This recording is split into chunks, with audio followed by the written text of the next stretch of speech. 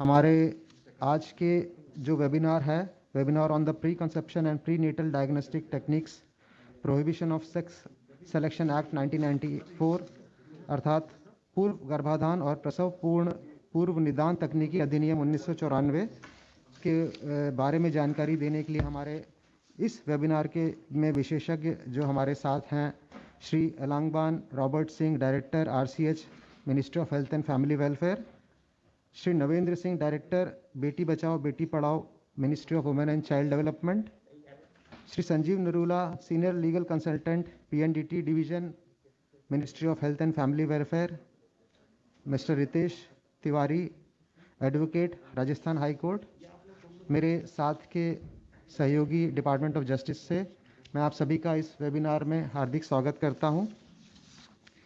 Department of justice के access to justice division का ने अक्टूबर माह से प्रति माह एक वेबिनार कराने का जो एक संकल्प कह सकते हैं हमने जो लिया है, उसमें ये चौथा वेबिनार है इस सीरीज़ में।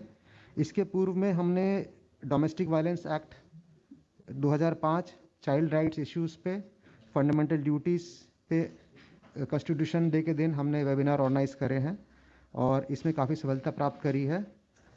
डिपार्टमेंट ऑफ जस्टिस की Disha scheme designing innovative solutions for holistic access to justice में लीगल लिटरेसी और लीगल अवेयरनेस एक महत्वपूर्ण प्रोग्राम है।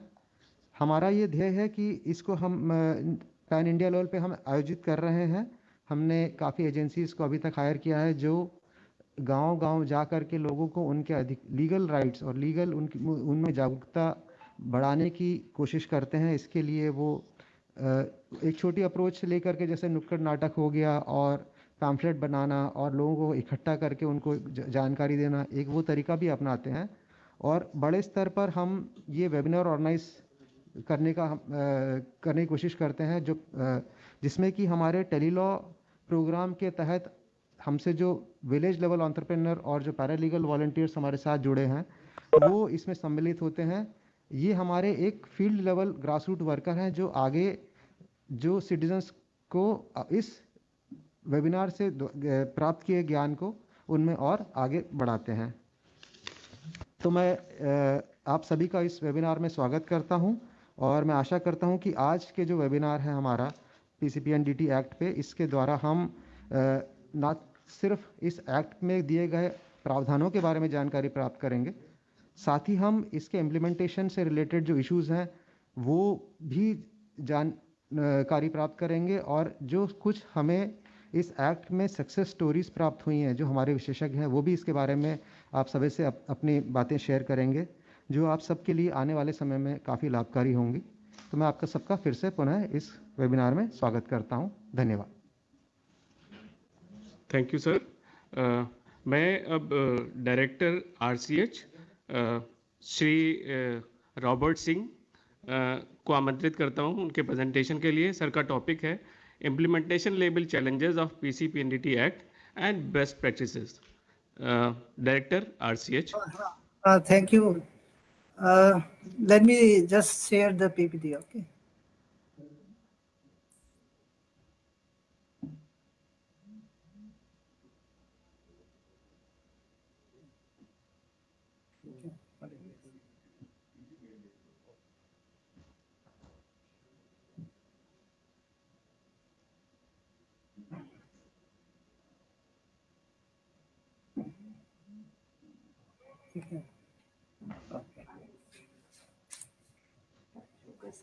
स्लाइड शो भी कर सकते हैं आप।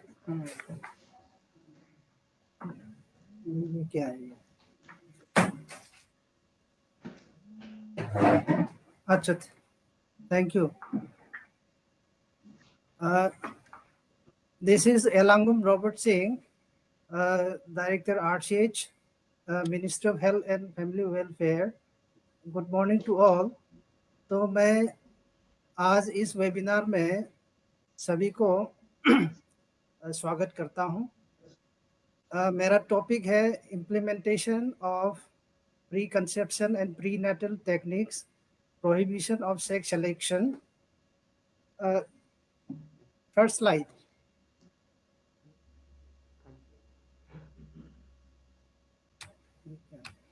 यहाँ से कंट्रोल। फ्लाइट में आप चेंज हो रहे हैं। हेलो हेलो, यस हाँ सर, प्लीज कंटिन्यू। स्लाइड उधर से शेयर हो रही है, यहाँ से नहीं है। Sir first slide. हाँ, फर्स्ट स्लाइड। हाँ हाँ, तो इसको second. पीसीपीएनडी, हाँ, इसको पीसीपीएनडीटी एक्ट के नाम से भी जाने जाते हैं। तो आज मेरा फोकस रहेगा implementation level challenges and best practices. Next slide. हाँ, हमारा मिनिस्ट्री जो है, ministry looks after the implementation of this act, that means PCPNDT act. The act was enacted in 1994 which came into force in 1996। तो 2003 में इसका एक amend हुआ है, तो नाम थोड़ा सा चेंज हुआ, pre conception and pre natal diagnostic techniques prohibition of sex selection act 1994।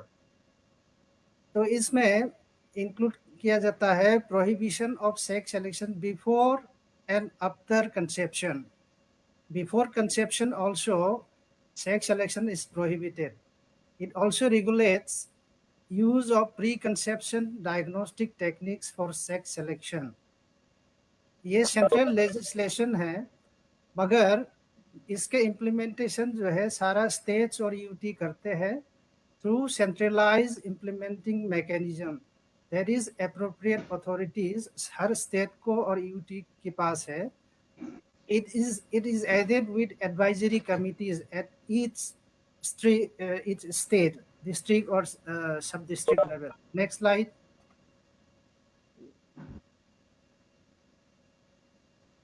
हाँ, इस एक्ट का सालियन फीचर्स है, प्रोहिबिशन है। इसमें दो तरह का प्रोहिबिशन है, सेक्स सिलेक्शन बिफोर और after conception and misuse of prenatal diagnostic techniques. For what? For determination of sex of the foetus. और एक दूसरा है, किसी भी तरीके से एडवर्टीजमेंट कर नहीं सकते हैं for such techniques for detection और डिटर्मिनेशन ऑफ सेक्स। और हर फैसिलिटी को रजिस्टर करना होगा जो प्री कंसेप्शन और प्री नेटल डायग्नोस्टिक करने के जो सुविधा है, जो facilities. For example this facilities are genetic counselling centre, genetic laboratories and genetic clinics, ultrasound centers or imaging centers which are capable of determining of sex of the fetus। और इस act में कुछ फॉर्म, प्रेस्क्राइब फॉर्म है, form DEFG। इस format में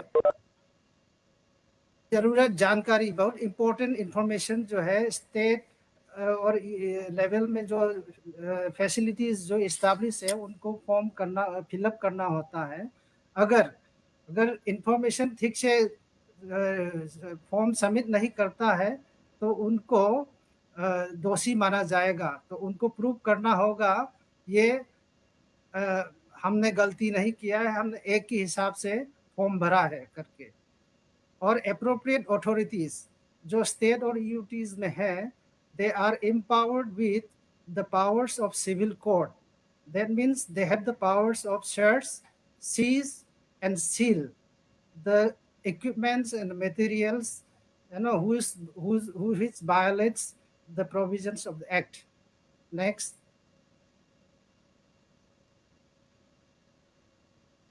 हाँ, ये diagram बताते हैं जो इस एक्ट की इम्प्लीमेंटेशन को किस तरह से मॉनिटर करता है और किस तरह से रिपोर्टिंग करता है। तो सबसे नीचे जो है रजिस्टर्ड यूनिट्स, वो मंथली रिपोर्ट्स भेजता है पर्टिकुलर प्रेस्क्राइब फॉर्मेट पे हर महीने डिस्ट्रिक्ट एप्रोप्रिएट अथॉरिटी को। और डिस्ट्रिक्ट एप्रोप्रिएट अथॉरिटी जो है डिस्ट्रिक्ट एडवाइजरी कमेटी की एडवाइस लेता है और ये इम्प्लीमेंट करता है, मेंटेन करता है, एनालाइज करता है, scrutinise all records, file complaints, for example registration, renewals etcetera. और डिस्ट्रिक्ट अप्रोप्रिएट अथॉरिटी जो है मंथली रिपोर्ट देता है स्टेट अप्रोप्रिएट अथॉरिटी को, और स्टेट अप्रोप्रिएट अथॉरिटी फिर मंथली रिपोर्ट देता है स्टेट सुपरवाइजरी बोर्ड को. Then quarterly report goes to central supervisory board which is at the level of the ministry. Next.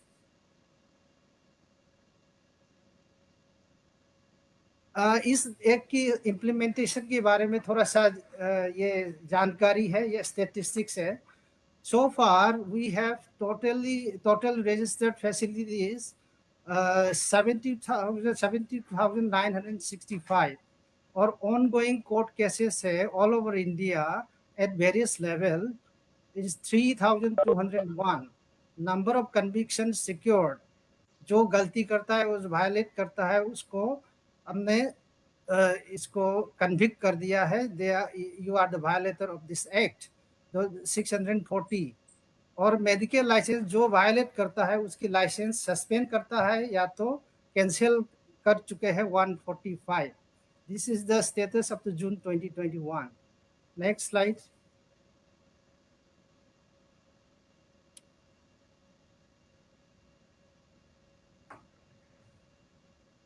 Next slide, please.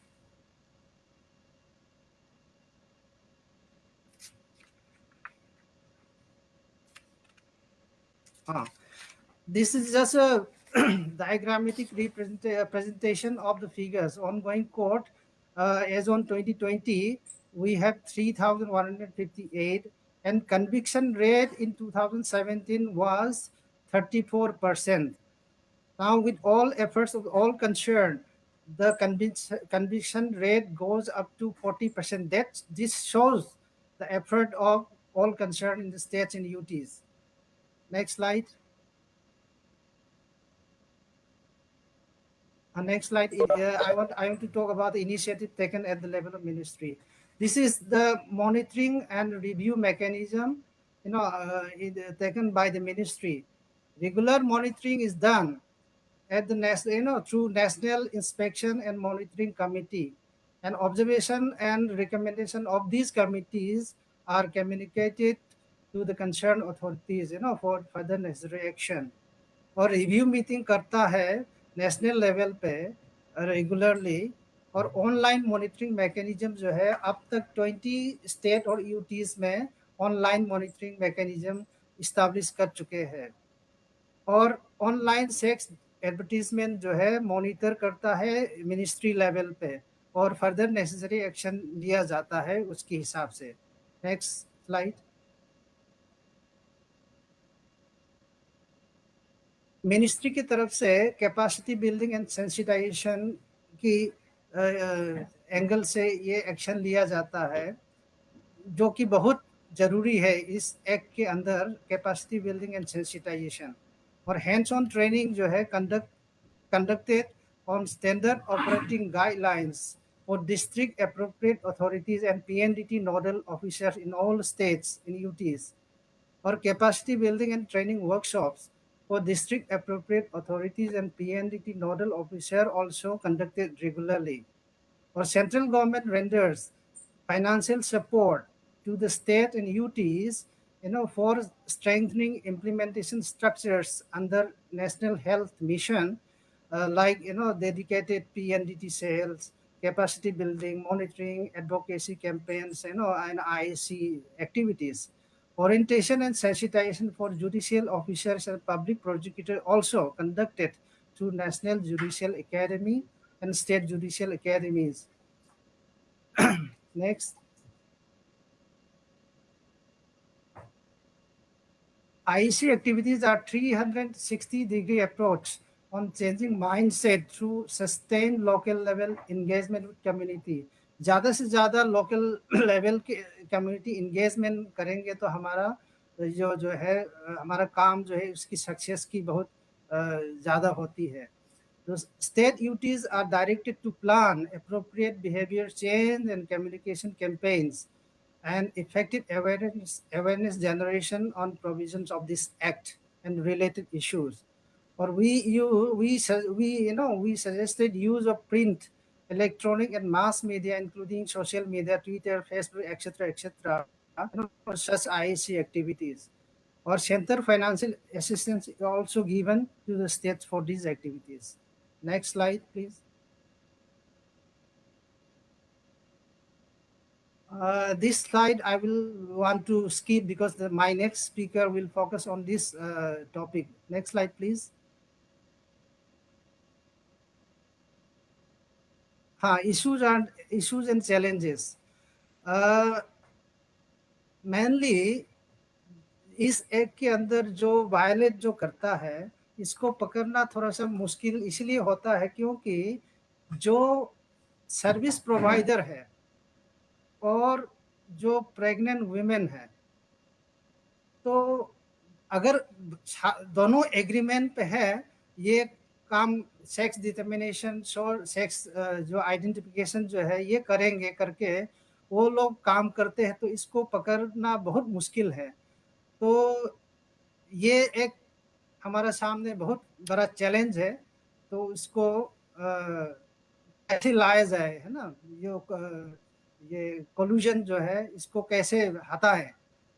और सबको पता है न्यू साइंटिफिक डेवलपमेंट जो है, नए नए टेक्नोलॉजी आते हैं, तो न्यू टेक्नोलॉजी डेवलपमेंट जो है इस फील्ड में प्रीनेटल डायग्नोस्टिक और प्री कंसेप्शन टेक्निक्स में सेक्स सिलेक्शन डिटर्मिनेशन करने का नए नए जो टेक्नोलॉजी आता है, तो they are more accessible and affordable also. So many people, are tempted to, to go, this type of activities. And her state UTs में लॉ को अलग अलग तरीके से अपने हिसाब से इंटरप्रेट करते हैं और इस एक्ट के अंदर जो पनिशमेंट है उसको अवॉइड करने की कोशिश करते हैं। और एजुकेटेड लोग जो है आजकल के ज़माने में स्मॉल फैमिली नॉर्म एडॉप्ट करता है, तो अगर हमारा एक ही बच्चा है तो सब प्रेफर करता है सन, बेटा। तो इसमें जो डिजाइन करता है, हमारा फैमिली को डिजाइन करता है, हमारा एक बेटा, अगर एक ही ऑफस्प्रिंग होगा तो बेटा होना चाहिए, तो इसीलिए बेटी को पैदा करने नहीं देता। तो इस तरह का माइंड सेट जो है हमारा बीच में, तो ये एक बड़ा इशू है, एक चैलेंजेस है। नेक्स्ट। कुछ इनोवेशन है स्टेट यूटीज में और कुछ सक्सेस स्टोरीज भी है। तो कुछ स्टेट है जो हरियाणा, उत्तर प्रदेश, महाराष्ट्र, गुजरात, उत्तराखंड, राजस्थान वगैरह जो है, उन्होंने ऑनलाइन मॉनिटरिंग सिस्टम स्टार्ट कर दिया है, तो काफ़ी इजी भी है और फ़ायदा भी हुआ है सभी को। तो रिकॉर्ड्स वगैरह ऑनलाइन सबमिशन होता है, रजिस्ट्रेशन ऑनलाइन है, quarterly progress report online submit करता है। This helps in easy implementation of the act and rules. और हरियाणा, राजस्थान, तमिलनाडु, महाराष्ट्र देखो ऑपरेशन को बहुत इफेक्टिवली यूज करता है, so that sex selection racket जो है उसको पकड़ने में बहुत मदद करता है। तो इस तरह का देखो ऑपरेशन जो है, it's a big deterrents to curb the illegal practice of sex selection in these states, these 3-4 states. और हिमाचल प्रदेश और हरियाणा में base panchayat election award scheme announce किया जाता है, जो सबसे ज्यादा इम्प्रूव होता है sex ratio at birth. That means number of women to 100, in response to 100 men. तो इस तरह के अवार्ड जो है, it's an incentive in mobilising community support for improving the child sex ratio. Rajasthan और हरियाणा में इन्फॉर्मल इंसेंटिव स्कीम करके चलाते हैं, जो अंदर की इंफॉर्मेशन को बताता है डिस्ट्रिक्ट अप्रोप्रिएट अथॉरिटीज को as a whistle blower to track down illegal practice, तो उन वायलेटर्स को पकड़ने में मदद करता है। और चंडीगढ़ उड़ीसा में data triangulation of all health monitoring information system, क्योंकि जो वायलेटर्स जो है उसको डाटा को मैनिपुलेट करके, प्ले करके डिस्ट्रिक्ट अप्रोप्रिएट अथॉरिटीज से अवॉइड करने की कोशिश करता है, हमने गलत कुछ नहीं किया है, लेकिन डाटा ट्रायंगुलेशन करके, एनालाइज करके, है ना, by linking all relevant datas, no, for tracking of sex ratio at birth, तो इस तरह की गलत एक्टिविटीज को इम्प्रूव करने में बहुत मदद करता है। This is the end of the my presentation. Thank you. Thank you sir. आपने पीसीपीएनटी एक्ट के हाइलाइट्स को शेयर किया। इसके जो चैलेंजेस हैं, इसके इम्प्लीमेंटेशन में जो चैलेंजेस आ रही हैं, कितना मुश्किल हो रहा है साक्ष्यों को, एविडेंसेस को सामने ले आना, और जो आपने सक्सेस स्टोरीज शेयर करी जिन जिन स्टेट्स में एक बेटर प्रैक्टिसेस शुरू हुई हैं, और वो भी हमारे लिए इनकरेजिंग है कि कैसे डिकॉय ऑपरेशन का कैसे इस्तेमाल हो रहा है। मैं अब आपका धन्यवाद करते हुए मैं अपने नेक्स्ट स्पीकर श्री नवेंद्र सिंह, वो डायरेक्टर हैं, डायरेक्टर बेटी बचाओ बेटी पढ़ाओ, नवेंद्र सर को इनवाइट करता हूं उनके प्रेजेंटेशन के लिए। Thank you sir. नमस्कार। तो मेरा प्रेजेंटेशन सर भेजा है सर, प्लीज उसको शेयर करवाएं सर। हाँ शेयर हो रहा है sir ji.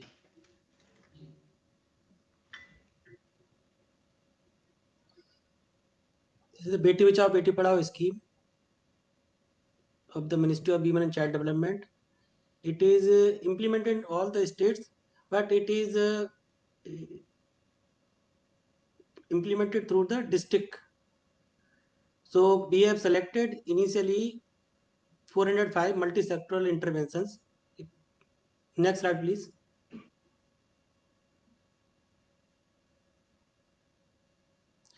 So Beti Bachao Beti Padhao scheme, when it was launched in 20th January 22 January 2015 to address the declined child sex ratio and relate issues of empowerment of women over life cycle continuum. Sir आपसे एक निवेदन है।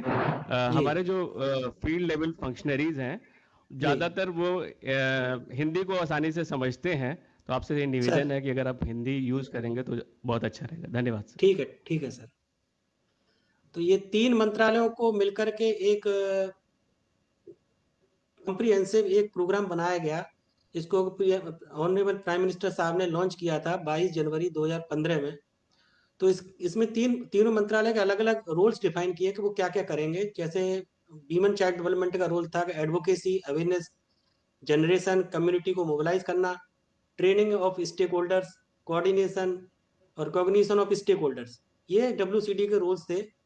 और health ministry इसमें और education ministry के multi sectoral interventions हैं, जो कि स्पेसिफिक उनके कंपोनेंट उसमें डिजाइन किए गए थे प्रोग्राम में, जिससे कि सेक्स रेशियो एट बर्थ को इम्प्रूव किया जा सके। ये उनके टारगेट्स में थे। और इसी टाइप से gross enrolment ratio at secondary level for the education, it was one of the target defined for the education.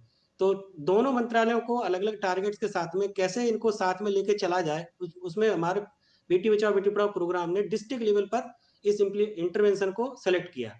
Next please.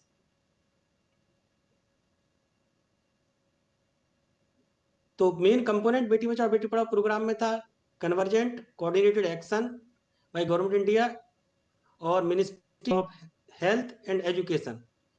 साथ में मीडिया एंड एडवोकेसी कैंपेन करना है MWCD को, जिसमें कि 640 जिले थे सेंसस 2011 के अकॉर्डिंग।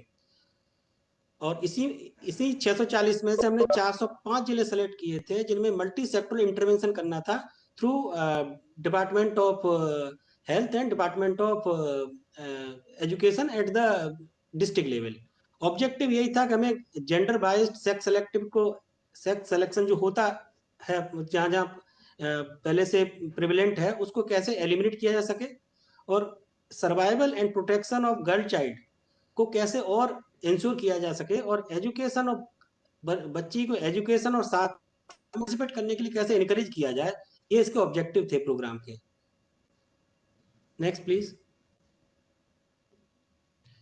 तो बेसिकली ये प्रोग्राम को स्टार्ट करने के पीछे जो नैरेटिव था वो ये था कि जो चाइल्ड सेक्स रेशियो था वो डिक्लाइन हो रहा था कंटिन्यूअसली। 2011 तक के सेंसस जो भी आए उसमें कंटिन्यूसली डिक्लाइन चल रहा था चाइल्ड सेक्स रेशियो में।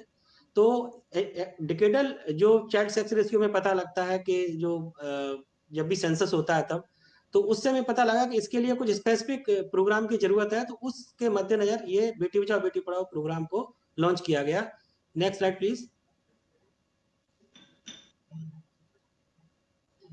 इसी सेक्स रेशियो को हमने स्टेट वाइज भी टेबुलेट किया है यहाँ। जो डिकेडल जो चाइल्ड सेक्स रेशियो के हमारे पास डेटा आ रहे थे 1991 के सेंसस में, 2001 के सेंसस, 2011 के सेंसस में, ये तीनों सेंसस को मिला करके एक जरूरत लगी कि ऐसा कोई प्रोग्राम चलाया जाए जिससे कि मंत्रालय जो डिस्ट्रिक्ट लेवल पर जो काम करते हैं उनमें कोऑर्डिनेटेड एफर्ट हो, जिससे कि सीएसआर को इम्प्रूव किया जा सके। सीएसआर को इम्प्रूव करने के लिए सीएसआर होता है क्योंकि 0 से 6 साल की एज में, तो उसको और बेहतर तरीके से इम्प्रूवमेंट और इम्प्लीमेंट करने के लिए सलाह दिया गया एसआरबी को पकड़ा जाए। जो sex ratio at the birth है, तो वो कैसे उसको बेहतर करेंगे तो सीएसआर भी बेहतर होगा। ये मानते हुए हमने फिर एसआरबी को टारगेट लिया अपने बेटी बचाओ बेटी पढ़ाओ प्रोग्राम में। Next slide please. तो इंटरवेंशन वही जो डिस्ट्रिक्ट लेवल पर इंटरवेंशन के लिए हमने जो यहाँ से इसकी फंडिंग के मैकेनिज्म भी की। तो हर डिस्ट्रिक्ट में 405 डिस्ट्रिक्ट को जो सेलेक्ट किया, जिसमें कि मेन रीजन यही था कि जो एसआरबी जिनमें पुअर चल रहा है उसमें हम ज्यादा एफर्ट करें कि जिससे कि वहाँ इम्प्रूवमेंट हमें ज्यादा मिल सके। तो इसमें intersectoral consultation, media outreach campaign, training and capacity building at the ground level, innovation awareness practice क्या क्या हो सकती है, क्या क्या वहाँ तो ग्राउंड हर जगह के हर डिस्ट्रिक्ट के अलग अलग चैलेंजेस होते हैं, हर डिस्ट्रिक्ट के अलग अलग वहाँ कस्टम्स होते हैं, नॉर्म्स होते हैं, उनको फॉलो करते हुए वहाँ के इनोवेशन क्या हो सकता है वो डिस्ट्रिक्ट के ऊपर छोड़ा गया। मॉनिटरिंग और एवेल्युएशन के लिए हमने district task force and state task force and national task force का प्रोविजन रखा स्कीम की गाइडलाइंस में, जिसमें कि स्कीम को मॉनिटर किया जा सके 3 अलग अलग लेवल पे। सेक्टोरल एक्टिविटीज के लिए मिनिस्ट्री ऑफ एजुकेशन को रिवार्ड रिकॉग्निशन के लिए बोला गया कि आप गर्ल्स जो अचीवर्स आते हैं आपके एजुकेशन में, उनको आप रिवार्ड करें इस प्रोग्राम के तहत। और इसी टाइप से सेक्टोरल एक्टिविटीज जो हेल्थ की थी उसमें अवेयरनेस पीसीपीएनडीटी एक्ट के लिए, और जो इन्फॉर्मर्स जो इसमें जो देते थे कि पीसीपीएनडीटी का कोई वायोलेशन हो रहा है तो उसको और एफिकेसी प्रोवाइड करने के लिए इसमें रिवार्ड का प्रोविजन रखा गया। Next slide please. ये हमारे बेटी बचाओ बेटी पढ़ाओ की जब से स्टार्ट हुआ है तब से लेकर के ये हमारे फंड रिलीज के स्टेटस रहे हैं कि जो डिस्ट्रिक्ट्स में हम 50 लाख रुपए देते थे तो उसमें हम 14-15 से लेकर के ये 50 स्टार्टिंग में डिस्ट्रिक्ट कम थे, फिर बाद में हमने 405 डिस्ट्रिक्ट किए, तो 17-18 से लेकर के बाद में हमारा फंड बढ़ा है। बाद में ये हुआ कि कुछ प्रोग्राम्स जो नेशनल लेवल पे होते थे उनको बोला गया कि इसको और अलग मिनिस्ट्री के प्रोग्राम्स के साथ में कन्वर्ज करके किया जाए। तो इसलिए फिर डिस्ट्रिक्ट लेवल पर मल्टी सेक्टर इंटरवेंशन के लिए फंडिंग की प्रोविजन रखे गए। Next slide please. इसमें फिजिकल प्रोग्रेस जो हमें अभी तक आई है वो इस टाइप से है कि इंक्रीज जो 19 पॉइंट का इंक्रीज हमें मिला है सेक्स रेशियो एट बर्थ में नेशनल लेवल पर, जो 918 से 2014-15 में स्टार्ट हुआ था प्रोग्राम, और 2020-21 के जो आंकड़े आए थे उसमें 937 पहुंच चुका है। मतलब सेक्स हमारे हिसाब से ये इम्प्रूवमेंट आया है। It may be one of the reason that Beti Bachao Beti Padhao is also implemented in most of the districts. और इसी टाइप से ग्रॉस एनरोलमेंट रेशियो भी इम्प्रूव हुआ है, जो 2014-15 में 77.45 था वो 81.32% हुआ 18-19 में, जो कि यूडाइस के डेटा से हमने लिया है। इसी टाइप से चाइल्ड मोर्टेलिटी रेट जो है फीमेल का वो रिड्यूस हुआ है, जो 45 था 2014-15 में, वो 36 हुआ 2018 में। इसी टाइप से फर्स्ट ट्राइमेस्टर एएनसी रजिस्ट्रेशन जो पहले काफी कम होता था वो 61% से बढ़ के 2020-21 में हमारे पास 73.9% हुआ है। और इसी टाइप से परसेंटेज ऑफ इंस्टीट्यूशनल डिलीवरीज, जो कि एक डिलीवरी इंस्टीट्यूशन में होने से ये रहता है कि हमारे पास एक डेटा मिल जाता है वहां से, उसमें किस टाइप के हमें इम्प्रूवमेंट मिल रहा है। तो 87% हुआ करता था 2014-15 में, जो 94.8% हो गया 2020-21 में। Next slide please. जब बेटी पढ़ाओ प्रोग्राम चल रहा था तो बीच बीच में हमने डिस्ट्रिक्ट्स में बात कर करके उनसे पूछा कि आपके यहाँ क्या क्या किस टाइप की बेस्ट प्रैक्टिस फॉलो करते हैं। तो ये कुछ कुछ हमने कंपाइल किए थे। इसमें लक्ष्मी पूजन का एक प्रोग्राम होता है, तो उसमें हवन करवाते हैं जब बच्ची को, जो अपना जब भी उनके कुछ प्रोग्राम रहते हैं बर्थ के बाद में। ऐसे नन्हे चिन्ह का एक प्रोग्राम बनाया जिसमें आंगनबाड़ी वर्कर्स को उनको प्रमोट किया गया कि आप इसको कैसे करके बेबी गर्ल्स के वहाँ उनके पैरों के निशान वगैरह बनवा के फुटप्रिंट वगैरह लेकर के और चार्ट पेपर वगैरह तैयार करें, जिससे कि और अवेयरनेस वगैरह फैलाई जा सके। इसी तरीके से बेटी बगीचा बनाने का कॉन्सेप्ट किसी किसी डिस्ट्रिक्ट ने किया, जिसमें कि बेटियों के नाम से उन्होंने जो पब्लिक प्लेसेस थे वहाँ उसमें बगीचा टाइप का या प्लांटेशन वगैरह किया। स्वच्छता का एक है स्वच्छता, सुरक्षा, स्वास्थ्य, सम्मान और संवलंबन करके एक प्रोग्राम कुछ डिस्ट्रिक्ट ने अपने लेवल पर किया, जिसमें कि मेंस्ट्रुअल हाइजीन पर ज्यादा जोर दिया गया जो स्कूल में बच्चियां जाती थी उनके लिए। Next slide please. किसी जगह कुछ कुछ डिस्ट्रिक्ट ने बालिका मंच का प्रोग्राम किया, जिसमें कि जो चाइल्ड एम्पावरमेंट क्लब बनाए जिसमें कि एडोलेसेंट गर्ल्स थे, तो उन्होंने अपने अपने कुछ इंटरवेंशन जो वो कर रहे थे, जिसमें कि कैसे ऑफेंसेस होते हैं उसके बारे में जानकारी दी जा सके। आपनो बेटी आपनो मन ये प्रोग्राम था, जिसमें कि जो बच्चियां हिंदी, इंग्लिश और मैथ्स में जो अच्छा परफॉर्म करती थी उनके लिए उनका कैसे मान सम्मान दिया जा सके। ऐसे घर की पहचान बेटी के नाम, कुछ कुछ डिस्ट्रिक्ट ने ऐसा किया कि बेटी के नाम से घर का नाम रखने का परंपरा चालू किया, तो उनको और बेटी को लग रहा है बेटी को रिकॉग्निशन देने के लिए बेटी के नाम से हम घर रखेंगे, घर का नाम भी बेटी के नाम से होगा। उन्होंने बोर्ड लगाए अपने अपने घर के सामने। इसी टाइप से चाइल्ड मैरिज प्रोहिबिशन रथ किसी किसी डिस्ट्रिक्ट ने चलाया, जिसमें कि डिस्ट्रिक्ट एडमिनिस्ट्रेशन ने अपने लेवल पर एक रथ बना करके, जैसे नयागढ़ डिस्ट्रिक्ट है उन्होंने एक प्रोग्राम किया था जिसमें कि चाइल्ड मैरिज को कैसे रोका जा सके उसके लिए उन्होंने अपना प्रोग्राम किया। एक तरीके से मास अवेयरनेस टाइप का प्रोग्राम था। ये हमारा एक हाईलाइट था जो हमें नीति आयोग के जब इवेल्यूशन हुआ प्रोग्राम का, तो हमें ये पता लगा 11 स्टेट में उन्होंने इवेल्यूशन किया था और एक यूटी में किया था। तो उसमें उन्होंने ये कहा कि स्कीम जो है काफी अच्छा मास मोबिलाइजेशन करती है और जेंडर डिस्क्रिमिनेशन और वैल्यूइंग गर्ल चाइल्ड पर इसका अच्छा फोकस है, और ये अवेयरनेस जो है जितनी भी अभी तक की गई है वो काफी हाई लेवल की है। लोग इस नाम को पहचानते हैं और काफी डिस्ट्रिक्ट्स में किसी भी जगह जाएंगे तो बेटी बचाओ बेटी पढ़ाओ के बारे में पूछेंगे तो लोगों को पता रहता है। Thank you, that's it. Thank you so much sir, आपने बहुत विस्तार से बेटी बचाओ बेटी पढ़ाओ स्कीम के बारे में शेयर किया। और ये एक अच्छा उदाहरण भी है कि अगर एक व्यापक सामाजिक समस्या को दूर करने के लिए अगर कोई डेडिकेटेड स्कीम बनाई जाती है तो दो मिनिस्ट्री ने अलग अलग कैसे प्रयास किया है और उसके हमें अच्छे इंडिकेटर्स भी दिखाई पड़ रहे हैं। तो सर बहुत बहुत धन्यवाद। मैं अपने नेक्स्ट स्पीकर की तरफ बढ़ता हूँ। Shri Sanjeev Narula senior legal consultant हैं PNDT division ministry of health and family welfare से। श्री संजीव नरूला, संजीव जी का टॉपिक है role of PNDT cell in implementation of PCPNDT act. बहुत सारे राज्यों में भी प्रयास किया गया है, डेडिकेटेड यूनिट्स भी बनाए गए हैं, सेल भी बनाए गए। तो वो किस तरह से ये सेल किस तरह से इस कानून के पीसीपीएनडीटी एक्ट के इम्प्लीमेंटेशन में अपनी भूमिका कैसे निभाते हैं। सर संजीव नरोला सर, आप अपना प्रेजेंटेशन शुरू करिए। थैंक यू सर, नमस्कार sir. I welcome the initiative taken by Disha, which is an innovative scheme for creating legal awareness, because in law we says ignorance of law is no excuse. So law का ज्ञान सभी को होना चाहिए और किस law के अंदर इम्प्लीमेंट हो रहा है उनके लिए that is very important. So my topic here is the role of PCPNDT cell in implementation of the PCPNDT Act. Next slide.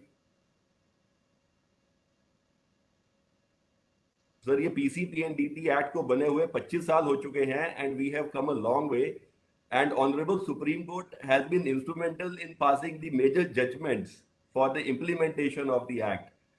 In fact, in 2018 there was a major judgment passed by the honorable Supreme Court for implementation.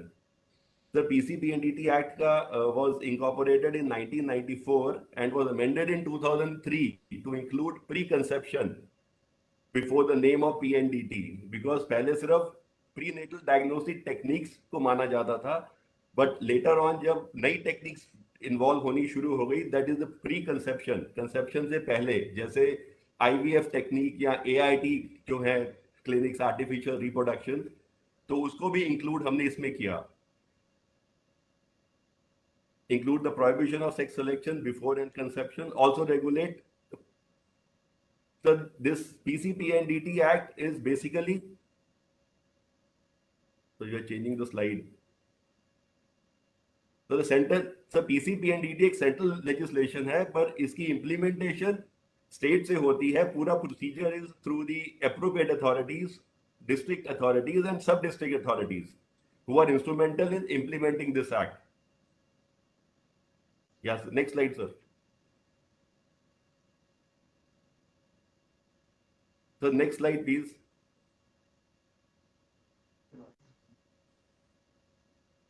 Sir, I think my system में change नहीं हो रहा. I'm sorry. The second slide. Yes, sir. Yes, sir. So salient features. So there is.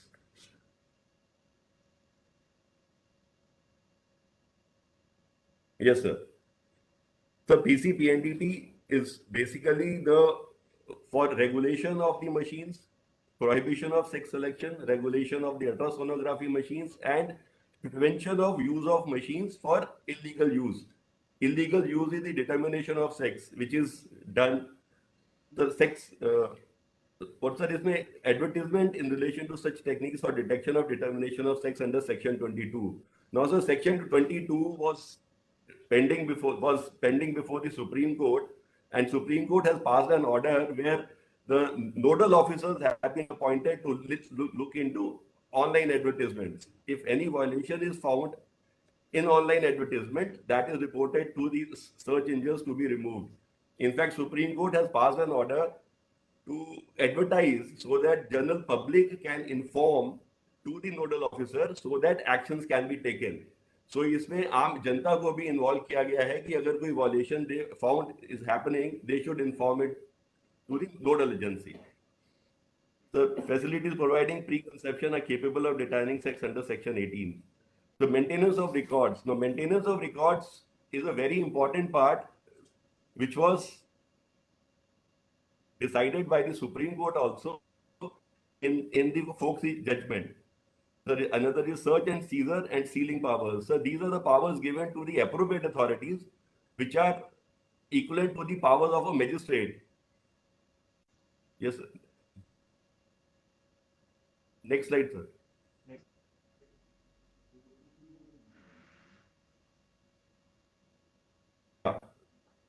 So this is a flowchart which clearly shows how PC and PNDT operate. So at the top level, it is the Central Supervisory Board.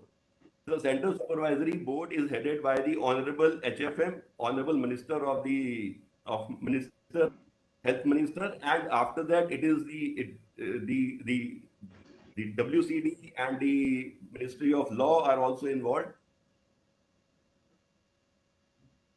So that at the state level, there is a State Supervisory Board, and under the Supervisory Board, there is a State Appropriate Authority. Now, sir, all the implementation is done by the State Appropriate Authority and district and sub-district authorities. So these are the people who are instrument in implementing the act. Sir in fact इसमें अब हमारे sellers जो हैं जो ultrasound machines जो बेचते हैं उनका भी इन्वॉल्वमेंट है. They have to give, they can not sell a machine to any person who is not registered under the act. So anybody who wants to buy a machine has to get registered under the PCPNDT Act, and only then he can get a machine of ultrasonography. Yeah. The next slide, sir. Next slide, please. This is the last one. I think so. My system is slow. The earlier one. Central Supervisory Board. The Central Supervisory Board has the powers to advise central government on policy matters and to review and monitor the implementation of the act and to create a public awareness. Now, this is a very important part of creating a public awareness which has to be overlooked by the Central Supervisory Board and the State Supervisory Board.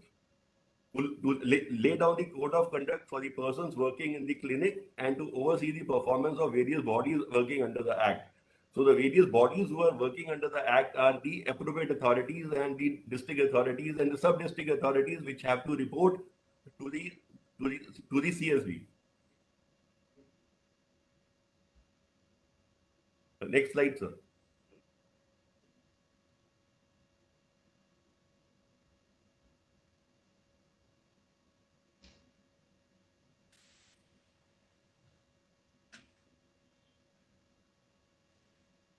The appropriate authority, the appropriate authority has the following functions to issue licenses under the Act, to enforce the standards prescribed by the genetic counseling centers, to investigate the complaints, to take appropriate legal action against the use of sex selection techniques, to create public awareness, to supervise the implementation of the Act, and to recommend the board the changes in the rule depending on the change in the technology. Next slide, sir.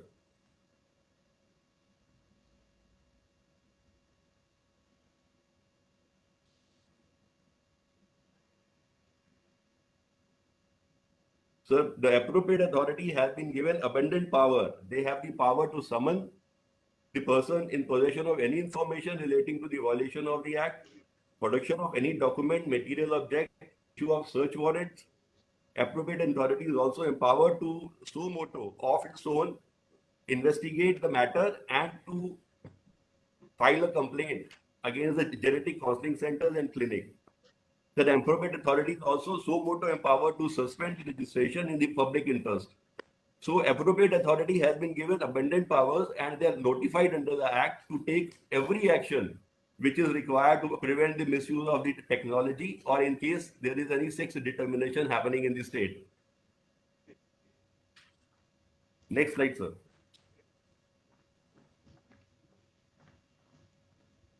So the appropriate authority works on the advice of the advisory committee. In case there is any issue which the appropriate authority is not able to decide or it is objected by, then the advice of the advisory committee is sought.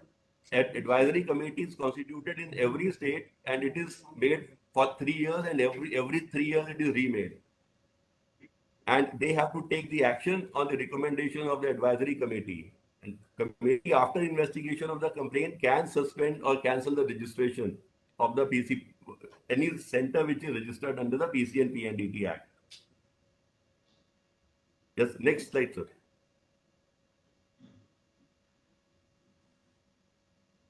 So these are the amendments in the rules which have been made over the period of 25 years to simplify the implementation and to make it strict. So like Rule 11.2 was amended in 2011, where any unregistered machine which is found will be confiscated by the appropriate authorities. Rule 3B was inserted in 2012 to regulate the use of portable machines. Now these portable machines were used for determining the sex of a fetus and they were being used out of the hospital. So we have regulated the use of those machines कि उनको कहाँ पे use करना है. Rule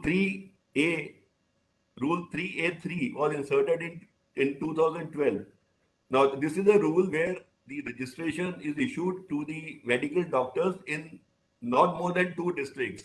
इसमें the issues which were highlighted by under the violation of the Act was that these doctors were doing registration under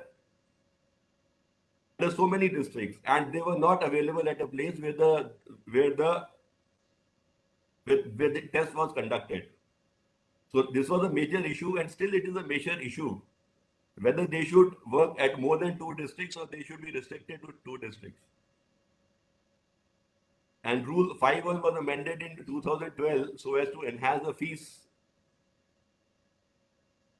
Rule 13 was amended in 2012 to for the registered medical centers to intimate the change in the name of employee, place, anything which has been done, because the machine is registered in the name of a doctor, and in case the doctor is not available function, the registration shall stand deleted from the book. The next slide, please.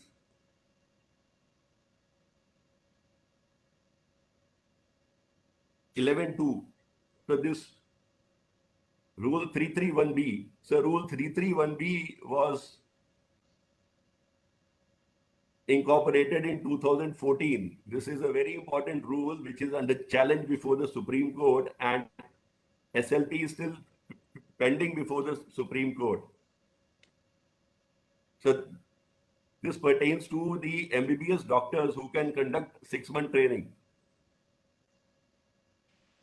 Revised Form F. So Form F is a very important document for detecting the offenses incurred under the Act, because as per the Form F, all the information has to be recorded, and in case there is any discrepancy in the information received in Form F, that can be presumed that the offense has been committed by the center. Rule 18A. Now, Rule 18A was inserted in 2014. It lays down the code of conduct for the appropriate authorities, how the appropriate authorities shall function, and what are the and how, so that the act can be uniformly implemented in all the states. Rule 19A. Rule 19A was inserted in 2017. This pertains to the appeal. In case anybody is aggrieved by the order passed by the appropriate authority, he has the right to appeal against the order of the appropriate authority.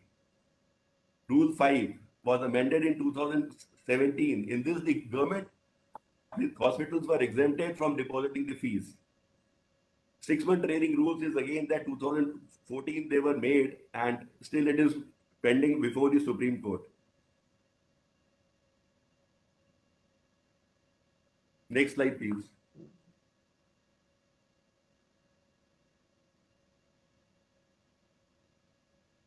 Judgments passed by the Supreme Court. Now, these are the very important judgments which have been passed by the Supreme Court, and Supreme Court has been instrumental in passing the orders for the implementation of the Act. The Voluntary Health Association of Punjab versus Union of India is the major judgment where the Supreme Court has laid down the directions for the ministry to comply with. Similarly, this is the Foxy versus Union of India, the Federation of Obstetrics Gynecology Society of India, where the maintenance of records was held to be very important, and it was also held that there is no major or minor offenses. All the offenses are equal. In case there is any offense committed, the punishment should be given. SLP filed by the Union of India. This is with regard to 6-month training rule 331B, which was declared ultra vires by the High Court of Delhi. Union of India has challenged this order of the High Court and received a favorable stay order against that order. Now, Sehat versus Union of India. This is the case which was filed in 2003 for the implementation of Act, where the NIMC was created. Now, NIMC is a National Inspection Monitoring Committee constituted by the central government to look into the implementation of the Act, and the Supreme Court specifically mentioned that NIMC will continue to work till PCPNDT Act is implemented. Next slide, sir.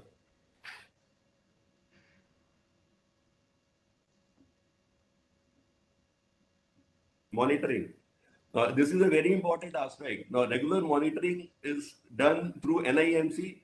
NIMC is the National Inspection Monitoring Committee constituted under the order of the Supreme Court. Observations and recommendations of the NIMC team are communicated to the concerned authorities for necessary action. NIMC was constituted under the order passed in Sehat versus Union of India. Sehat is Center for Inquiry in Health and Allied Themes versus Union of India in 2003. review of the meetings were conducted. Sir, every year the review is conducted, annual review is conducted on the states, how the PCPNDT is being implemented in the states and what is the update and what are the good steps that have been taken by the states are informed. Online mechanism of record keeping has been developed. Now the ministry has developed a mechanism where all the records can be maintained online.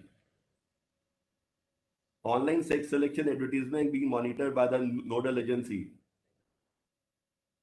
Section 22 of the PC and PNDT Act bars the advertisement online, bars any advertisement. And in fact, there is some online advertisement is there that is also barred, and the nodal agency has been constituted by the Ministry of Health under the order of the court. Next slide, please.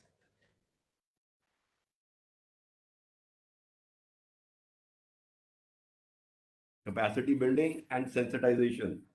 Now, this is also done under the order passed by the Supreme Court, and the ministry has been doing it for last 15 years. Hands-on training conducted on standard operating guidelines for the districts, appropriate authorities, and PND nodal officers. Capacity building and training workshop for the district appropriate authorities, PND nodal officers are conducted regularly. Central government is rendering the financial support for the implementation of the implementation structure under NHM, dedicated PNDT cell, capacity building, monitoring, and advocacy campaigns. The orientation and sensitization of judicial officers and the public prosecutors. Now, this is very important because all the matters, all the complaints which are filed before the court have to be handled by the judicial officer, and sensitization of the judicial officer with respect to the issue involved in the gender bias and gender discrimination is very important. So this sensitization program is a regular which is conducted through National Judicial Academy and state judicial academies. Next slide.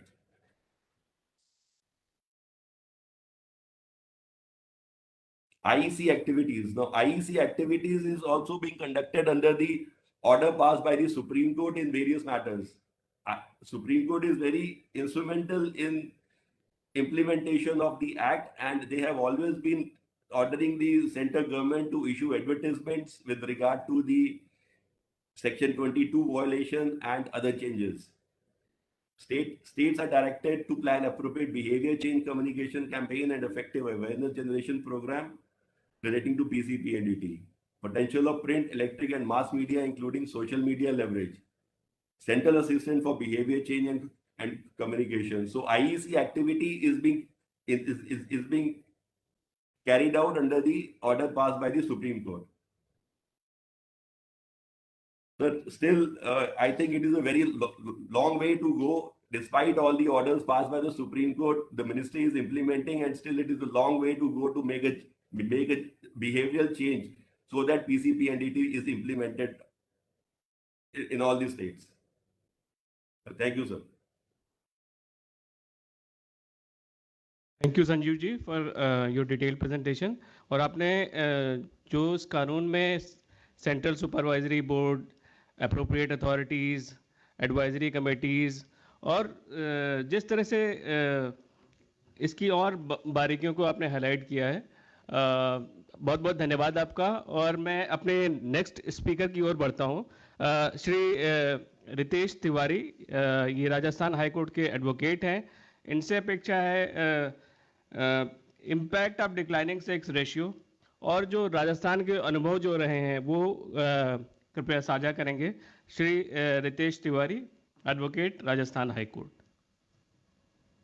नमस्कार। Hello जी। हाँ, सबसे पहले तो मैं अपना परिचय ये देना चाहूँगा कि जो भी नरूला जी ने कहा कि जो सप्लायर्स जो हैं, सप्लायर्स के ऊपर भी बेचने पर रोक है, तो सबसे पहले हमने राजस्थान में 28 केसेस जो थे 2009 में सबसे पहले 28 केसेस इन्हीं सप्लायर्स पे किए थे, क्योंकि they are not giving information to the state appropriate authority in 2009। तो हमारे जो टारगेट ऑडियंस है वो एक्चुअल में पैरालीगल वॉलंटियर्स हैं जो अभी मेरे जहाँ तक जानकारी है कि लीगल सर्विस अथॉरिटी के जरिए जो चुने गए जो लॉयर्स जो हैं उनको है।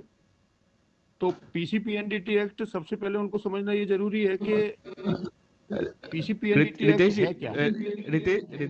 रितेश जी, हमारे जो फील्ड लेवल फंक्शनरीज हैं वो टेली लॉ प्रोग्राम के एकदम फ्लैग बेयरर्स हैं, और इसमें पैरालीगल वॉलंटियर्स भी हैं और विलेज लेवल एंटरप्रेन्योर्स हैं, मतलब जो कम्युनिटी लेवल पे अपनी सुविधाएं सेवाएं प्रदान करते हैं।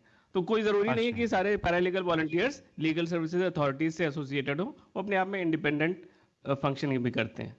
मेरा मतलब ये था थैंक्स। आशुतोष जी कि उन लोगों को थोड़ा सा उनकी जो लैंग्वेज है ना उसी में उनको समझाने का प्रयास करने का था मेरा। क्योंकि जी पीसीपीएनडीटी जी एक्ट एक ऐसा एक्ट है कि जिसमें हर लेवल पे चेक लगा हुआ है। चाहे वो डॉक्टर हो तो वो अगर उनके ड्यूरिंग मेडिकल प्रोसीजर अगर उनको ये पता चल जाता है कि घर में पल रहा बच्चा बच्ची है तो वो डिस्क्लोज नहीं करेंगे, तो डॉक्टर पे भी रोका है। सेंटर बिना रजिस्ट्रेशन के इस टेक्नोलॉजी को यूज नहीं करेंगे, इस चीज को भी पीसीपीएनडीटी एक्ट में कहा गया है। सोसाइटी इस सर्विसेज को जो ये सेक्स सिलेक्शन की जो सर्विसेज है, सेक्स के डिटर्मिनेशन की जो वो है, इस चीज के लिए डॉक्टर को अप्रोच नहीं करेगी तो सोसाइटी पे भी रोक है। और जो सप्लायर्स हैं जो इस तरीके की टेक्नोलॉजी को सेल करते हैं उनको भी रोकने का इस एक्ट में प्रोविजन है। तो ये एक अपने आप में एक बड़ा चारों तरफ से उन्होंने एक्ट के तहत इस सेक्स सिलेक्शन को रोकने का प्रयास किया है। जहां तक इम्प्लीमेंटेशन लेवल की बात है, हमारे राजस्थान में स्टेट अप्रोप्रिएट अथॉरिटी भी थी, डिस्ट्रिक्ट अप्रोप्रिएट अथॉरिटी भी थे, सभी अपॉइंटेड थे। लेकिन जो सिस्टम अवेयरनेस लेवल का और इम्प्लीमेंटेशन लेवल पे जो कलेक्शन ऑफ इंफॉर्मेशन जो था कि जो लोग इस सर्विस को लेने के लिए जा रहे हैं उन लोगों को इंफॉर्मेशन वहां से सोसाइटी से हमें मिले जिससे कि डिकॉय ऑपरेशंस वगैरह हो सकें। तो उसके लिए हर डिस्ट्रिक्ट में एक डिस्ट्रिक्ट पीसीपीएनडीटी सेल बनाई गई थी जिसमें एक डिस्ट्रिक्ट कोऑर्डिनेटर बनाया गया, और उस डिस्ट्रिक्ट कोऑर्डिनेटर के जरिए इस तरीके की इंफॉर्मेशन कलेक्ट करने का काम भी किया गया।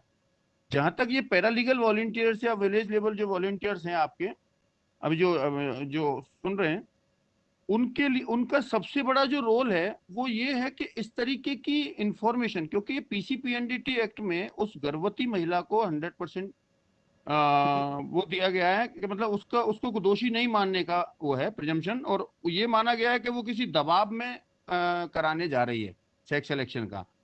तो इस तरीके की इंफॉर्मेशंस को, जैसे कि ये जो पीड़ित महिला है, जो गर्भवती महिला है, उसके से संपर्क में रहते हैं, क्योंकि इनका पैरालीगल वॉलंटियर से ये लोग जो हैं उन केसेस को ढूंढ के लाते हैं जहां विमेन एट्रोसिटीज वगैरह के या डोमेस्टिक वायलेंस वगैरह के, जो मेरा यहाँ पे हमने देखा पैरालीगल वॉलंटियर्स का। तो इस तरीके की इंफॉर्मेशन जब इनको कोई मिलती हैं तो वो इनको लेकर के उस डिस्ट्रिक्ट लेवल पे जो अथॉरिटीज हैं उनको इन्फॉर्म करें, और वहां से लेकर के डिकॉय ऑपरेशन जो हम लोगों ने यहाँ शुरू किए थे वो डिकॉय ऑपरेशन संभव हो पाए। उसके लिए हम सेंटर्स को भी उस पर रखते थे, उनके जो फॉर्म एफ वगैरह हैं उनकी ऑडिटिंग वगैरह भी करते थे। उनकी ऑडिटिंग से जो, जैसा भी इन्होंने बताया था कि 4(3) में जो इसका प्रिजम्पशन है, इस एक्ट में एक सबसे अच्छी बात यह है कि अगर कहीं किसी प्रकार का, चाहे फॉर्म एफ के जरिए किसी प्रकार की कोई वायलेशन पाया जाता है, या अगर किसी प्रेग्नेंट लेडी के कहीं कोई, जैसे डोमेस्टिक वायलेंस में भी एक इस तरीके का प्रोविजन है, अगर प्रेग्नेंट लेडी को अगर कोई बच्चा नहीं हो, बेटा नहीं हो रहा है, तो इस तरीके का अगर कोई वायलेंस किया जाता है तो वो भी वो पैरालीगल वॉलंटियर्स की उसमें आता है इनके वर्क जॉब में। तो इस तरीके के जो केसेस थे वो जब वहाँ डिस्ट्रिक्ट पीसीपीएनडीटी सेल में हमने कलेक्ट करने के लिए हर डिस्ट्रिक्ट लेवल पे कोऑर्डिनेटर लगाया हुआ था, तो उनके जरिए लीगल जो डिकॉय ऑपरेशंस वो हमने काफी सारे किए थे। सबसे बड़ी दिक्कत जो हमें आती थी कि जो मशीनें थी, जो पोर्टेबल मशीनें घूम रही थी, या जो डिस्ट्रिक्ट में बिना रजिस्ट्रेशन के, ये एक्ट में तो प्रोविजन था कि बिना रजिस्ट्रेशन के मशीन नहीं आ सकती कहीं भी किसी भी सेंटर पे, लेकिन फिर भी हमें बहुत सारी मशीनें ऐसी मिली थी जिनके रजिस्ट्रेशन, जिन सेंटर्स पे रजिस्ट्रेशन नहीं थे। तो इसको लगाना, जो कि जो सप्लायर्स जो थे उनको रोकना बहुत जरूरी था, क्योंकि हम रेगुलरली नोटिस दे रहे थे, वो हमें सीरियसली लेते नहीं थे। तो फिर हमने इस तरीके की जो मशीनें थी जो बिना रजिस्ट्रेशन के पाई गई डिस्ट्रिक्टों में, उन मशीनों को लेकर के हमने और डिटेल बनाई थी कि किस किस सेंटर, किस किस कंपनी की कौन कौन सी मशीनें बिकी हैं। फिर हमने उसकी लिस्ट बना करके उन सेंटर उनको सप्लायर्स को नोटिस दिए थे और उन्होंने एडमिट भी कर लिया अपने उसको कि हाँ साहब हमने सूचना नहीं दी स्टेट अप्रोप्रिएट अथॉरिटी को। तो उनके यहाँ जयपुर में हमने सारे केसेस उनके फाइल किए थे, उनमें कन्विक्शन भी हुए सबके। तो ये हमने इस तरीके से। तो दूसरा इनका जो अवेयरनेस लेवल का जो वो था जो, क्योंकि इसमें जो एक तो डॉक्टर हैं जिन लोगों को इम्प्लीमेंटेशन के दायरे में लाना है, दूसरा इसका पार्ट आता है अवेयरनेस का पार्ट। अवेयरनेस के पार्ट पे हमने डिस्ट्रिक्ट लेवल पे सारे जो ग्रुप्स थे जो सोसाइटी के, उनको हमने जाकर के इस चीज को बताया कि भाई इस तरीके से। लेकिन जब हम लोग अवेयरनेस के पार्ट पे लोगों को ये समझाते हैं कि भाई बेटा बेटी एक समान, लेकिन दिक्कत ये आती है कि आज भी जो दूसरा पार्ट है इम्प्लीमेंटेशन के पार्ट के अलावा, जैसे अदर पार्ट जो हैं डोमेस्टिक वायलेंस है चाहे मेंटेनेंस के पार्ट है, जिन पे महिलाओं के साथ में समानता की स्थिति नहीं दिखती है, तो ऐसे क्वेश्चंस भी वहाँ रेज होते थे उनकी उनमें जो वर्कशॉप्स वगैरह जो होती थी। तो हमने इस एक्ट की अवेयरनेस सोसाइटी में लाने के साथ साथ उस पार्ट पे भी हमने काम किया था कि जो लोग जो एग्जाम्पल सेट कर रहे हैं अपने आप में सोसाइटी में, उन लोगों को भी कहीं ना कहीं एक्सेस टू जस्टिस कराया जाए, जिससे कि वो कहीं ना कहीं सोसाइटी में जो बच्चियों के प्रति जो एक सेकेंडरी वो बना रखा है उसका, उस चीज पे हम कार्य कर सकें। तो ये हमें काफी सक्सेसफुल भी हुआ था। फिर उसके बाद में हमारे हमने, क्योंकि राजस्थान में स्पेशल कोर्ट्स भी बनी थी, काफी सारे केसेस डिकॉय ऑपरेशंस के बाद में एक इंसेंटिव स्पेशल इंसेंटिव स्कीम भी बनाई है राजस्थान में कि वो जो मुखबिर योजना करके, मुखबिर योजना में हर स्टेज पे इंफॉर्मेशन के स्टेज पे और उसके बाद में जब मुकदमा दर्ज हो जाता है उसकी स्टेज पे, उसके बयान होने के बाद में जो गर्भवती महिला उसके बयान होने के स्टेज पे, वो सारी उसमें इंसेंटिव दे करके बना रखा है। एक सबसे बड़ी जो आज की डेट में, आज चूंकि मैं एक इंडिपेंडेंट लॉयर के तौर पे काम कर रहा हूँ, तो जो सबसे बड़ी जो दिक्कत आती है वो ये आती है तो विटनेस की प्रोटेक्शन का कहीं कोई इसमें वो नहीं है। क्योंकि हालांकि अभी सुप्रीम कोर्ट ने काफी अच्छी विटनेस प्रोटेक्शन स्कीम को महेंद्र चावला के केस में बताया भी था, तो हमने कुछ यहाँ लागू करने का प्रयास भी किया। लेकिन जो सामने वाली जो डॉक्टर कम्युनिटी है वो एक बड़ी स्ट्रेंथन और बड़े पावरफुल लॉबी है, तो वो कहीं ना कहीं जो डिकॉय ऑपरेशन की डिकॉय जो होती है उसको दबाव डालने का प्रयास करते हैं। इसकी वजह से काफी सारे केसेस खराब भी होते हैं। दूसरा जो सबसे बड़ी दिक्कत आती है कि प्रोसिक्यूशन का जो रोल होता है, उस प्रोसिक्यूशन के रोल में जो पावरफुल डिफेंस आता है, वहां कहीं ना कहीं उन जो प्रोसिक्यूटर्स जो हैं उनको भी सेंसिटाइज बहुत ज्यादा करने की जरूरत है। दूसरा, आप ये बात चल रही थी बेटी बचाओ बेटी पढ़ाओ योजना के संबंध में, तो बेटी बचाओ पढ़ाओ के साथ साथ हमें शायद बेटी जिताओ की भी योजना इसमें होनी चाहिए। क्योंकि आज बहुत सारे केसेस में जो डोमेस्टिक वायलेंस से जुड़े हुए केसेस हों चाहे किसी भी तरीके के केस हों, उनमें जो महिलाओं के लिए जो स्थिति है वो जिताने वाली स्थिति में भी उनको लाना पड़ेगा। इस तरीके के केसेस पे एक इन पैरालीगल वॉलंटियर्स के जरिए एक रिसर्च वर्क भी होना चाहिए, जिससे कि हम कहीं ना कहीं इस एक्ट का जो पीसीपीएनडीटी एक्ट का जो मेन वो है उसको हम अचीव कर सकें। जहाँ तक अवेयरनेस की बात है, तो हमने अवेयरनेस के ऊपर काफी सारा जो वर्कशॉप वगैरह भी की थी, और आज स्थिति ये है कि राजस्थान का जो अभी नेशनल फैमिली हेल्थ सर्वे आया है उसमें काफी इम्प्रूवमेंट दिखाया है। तो ये सारे हमने यहाँ राजस्थान में हमने टोल फ्री नंबर भी दिया है कि जो जिसके जरिए लोग डिस्ट्रिक्ट पीसीपीएनडीटी कोऑर्डिनेटर्स को सूचना दे सकें। तो ये सारे जो इम्प्लीमेंटेशन में राजस्थान में किया था उसका तो मेरा पार्ट था। Thank you sir. Thank you Ritesh जी।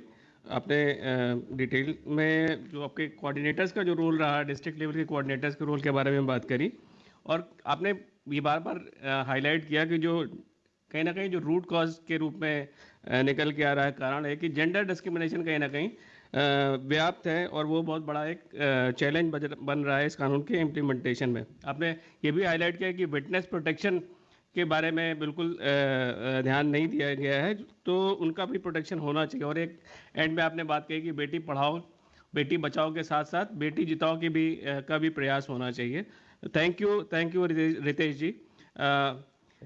अभी थोड़ा सा हम लोग अपने जो सवाल हैं उसे लेना चाहेंगे। अपने जो हमारे फील्ड लेवल फंक्शनरीज हैं उनके अगर सवाल हैं तो उसे ज़रूर लेना चाहेंगे। थैंक यू रितेश जी। और आपसे रिक्वेस्ट है कि अभी जो सवाल हमारे पास में आते हैं तो प्लीज़ अगर बाकी स्पीकर्स के अलावा आप भी अगर उसमें सहयोग करते हैं तो अच्छा रहेगा। जी हमारे फंक्शनरीज सवाल पूछ सकते हैं जो जुड़े हैं। जैसे एक सवाल अभी आया है जिसमें था कि जैसे ये बात हुई कि अल्ट्रासोनोग्राफी टेक्निक का इस्तेमाल बहुत सारी परिस्थितियों में नहीं किया जा सकता है। सवाल यह है कि किन परिस्थितियों में इस तकनीक का इस्तेमाल किया जा सकता है, कब इस तकनीक का, सोनोग्राफी तकनीक का कब इस्तेमाल किया जा सकता है, इस पे थोड़ा सा अगर प्रकाश डालेंगे तो ज़्यादा हमारे फील्ड के फंक्शनरीज के लिए अच्छा रहेगा। मैं हाँ रितेश जी बताइए।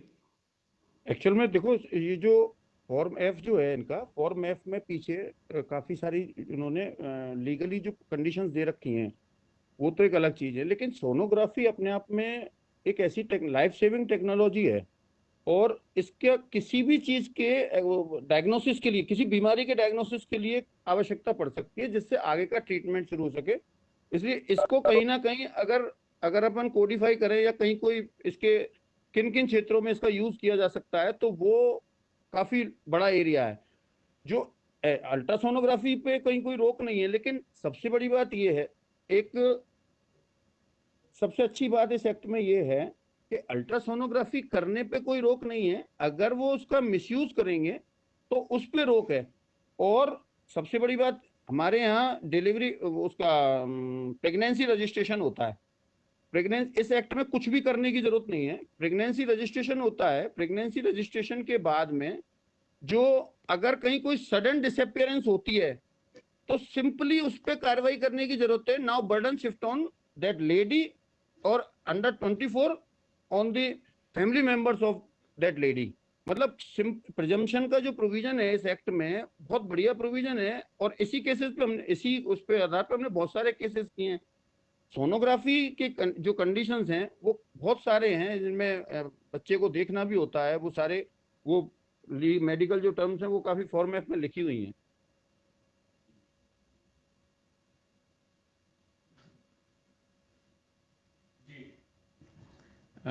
थैंक यू रितेश जी।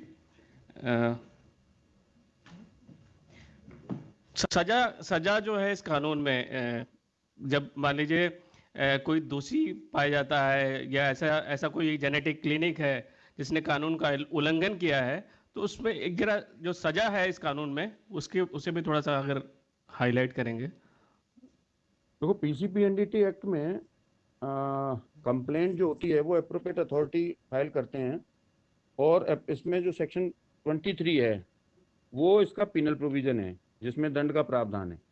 उसमें दोनों जो लोग हैं, जो सोसाइटी से जो लोग जा रहे हैं उनको भी दंड का प्रावधान है और जो डॉक्टर या मेडिकल फ्रेटर्निटी का जो भी वो जो लोग कर रहे हैं जिनका डिस्क्लोजर के पार्ट पे जिनका ऑफेंस था वो भी ऑफेंस है इस एक्ट में। और दोनों को ही पहले ऑफेंस पे 3 साल तक की सजा है और सब्सिक्वेंट ऑफेंस पे 5 साल की सजा है। इसमें दोनों लोगों को ही टारगेट लिया गया, लेकिन इसमें एक्ट में बस दंड के पार्ट पे उस महिला जो है, जो प्रेग्नेंट लेडी है, उसके पक्ष में एक ये कहा गया है कि वो सोशल प्रेशर के तहत उस पर जा रही है। इन केस अगर कहीं एप्रोप्रिएट अथॉरिटी कोई डिकॉय ऑपरेशंस करते हैं और वहां कोई महिला प्रेग्नेंट लेडी पकड़ी जाती है तो उस प्रेग्नेंट लेडी को ये बचाव दिया गया है कि वो जैसा हमें यहाँ सोसाइटी में देखते हैं कि ये सोसाइटी का प्रेशर रहता है कि साहब लड़का चाहिए, तो उस प्रेशर में जा रही है, इसलिए उसको उसके खिलाफ कोई कंप्लेंट का प्रोविजन नहीं है। तो दोनों ही पार्ट जो है वो जो सोसाइटी से जो लोग जा रहे हैं और डॉक्टर वगैरह सबके लिए दंड का प्रावधान है जो पहले ऑफेंस पे 3 साल का है। अच्छा, एक इसमें ये है कि इसमें I would like to add, in case अगर डॉक्टर्स ऑफेंस करते हुए पकड़े जाते हैं, उनका कन्विक्शन हो जाता है, their name can be deleted from the state medical register by the IMC. बिल्कुल, राजस्थान में ऐसे हुए भी हैं, काफी सारे डॉक्टर्स की रजिस्ट्रेशन हमने इनिशियल स्टेज जो सारा स्टिंग ऑपरेशन के जो डॉक्टर्स थे उनके जी सबके रजिस्ट्रेशन सस्पेंड हुए थे पहले, और बाद में जिनके कन्विक्शन हुए थे उनको फिर वो किया गया था सस्पेंड। जी। इसमें सवाल एक और ये है कि ये जो केसेस होते हैं, जैसे अप्रोप्रिएट अथॉरिटीज चाहे उस डेकॉय ऑपरेशंस करें या कंप्लेंट बेसिस पे भी जो केसेस आते हैं, ये किस तरह के कोर्ट्स में हैंडल होते हैं? देखो ये फर्स्ट सर 25 आप देंगे, मैं बेसिकली ये फर्स्ट क्लास मजिस्ट्रेट के कोर्ट में केसेस जाते हैं। राजस्थान में स्पेशल कोर्ट बने हुए हैं, उनमें ये सारे केसेस चल रहे हैं। फर्स्ट क्लास मजिस्ट्रेट जो होते हैं उन्हीं के केस में उसमें जाते हैं। इस एक्ट में एक बहुत अच्छी जो प्रोविजन है 28 का, सेक्शन 28 में, कि अगर कोई अप्रोप्रिएट अथॉरिटी काम नहीं भी कर रहे हैं तो एक लेमैन भी उनको बाध्य कर सकता है नोटिस दे करके कंप्लेंट पेश करने के लिए, in case of any offence.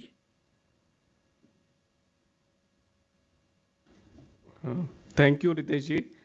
मैं कोई और हमारे पार्टिसिपेंट कोई सवाल पूछना चाह रहे हैं जो जुड़े हुए हैं ऑनलाइन? हम सभी का धन्यवाद करते हुए आगे बढ़ते हैं और हमारे इस पूरे वेबिनार में जो सबसे महत्वपूर्ण भूमिका, एक अग्रणी भूमिका के रूप में हमारे जो एडिशनल सेक्रेटरी सर यहाँ पे हैं, और सर से हम रिक्वेस्ट करेंगे कि सर अपने क्लोजिंग रिमार्क्स दें। हमारे जो अभी तक के डिलिबरेशंस हुए हैं, और कहीं ना कहीं फर्स्ट स्पीकर से लेके एंड तक बार बार ये बात उठी है, mindset, behaviour change, gender discrimination, और सर आपके जो विचार आमंत्रित हैं। और मैं फिर से पार्टिसिपेंट्स के लिए बताना चाहूँगा कि हमारे additional secretary sir department of justice Shri KR Kashyap sir, वो अब अपने विचार प्रेजेंट करेंगे। थैंक यू वेरी मच, आपका बहुत बहुत आभार। काफ़ी अच्छा डिस्कशन हुआ, और ये जो समस्या है काफ़ी गंभीर समस्या है, और 2015 में भारत के प्रधानमंत्री जी को इंटरवेंशन करना पड़ा कि बेटी बचाओ बेटी पढ़ाओ। 21वीं शताब्दी के दूसरे दहाके के भी 5 साल बीत जाने के बाद माननीय प्रधानमंत्री जी को वो इनिशिएटिव इस देश के लोगों के सामने प्रस्तुत करना पड़ा कि बेटी बचाओ बेटी पढ़ाओ। कितनी भारी और गंभीर समस्या है, इसका अनुमान ये जो आंकड़े हैं, जो सेक्स रेशो के आंकड़े हैं जो प्रति वर्ष मॉनिटर करते हैं, परंतु जो जनगणना होती है उसमें पूरे भारतवर्ष के प्रांत वाइज जो आंकड़े हमारे सामने प्रस्तुत होते हैं, उसको हम जब देखते हैं तो उत्तर भारत के कुछ एक प्रांत हैं जिनमें बहुत ही खस्ता हालत है, बहुत ही खराब हालत है। ये क्यों है? ये एक्ट जो है उसके निष्पादन करने के लिए उस समस्या के एक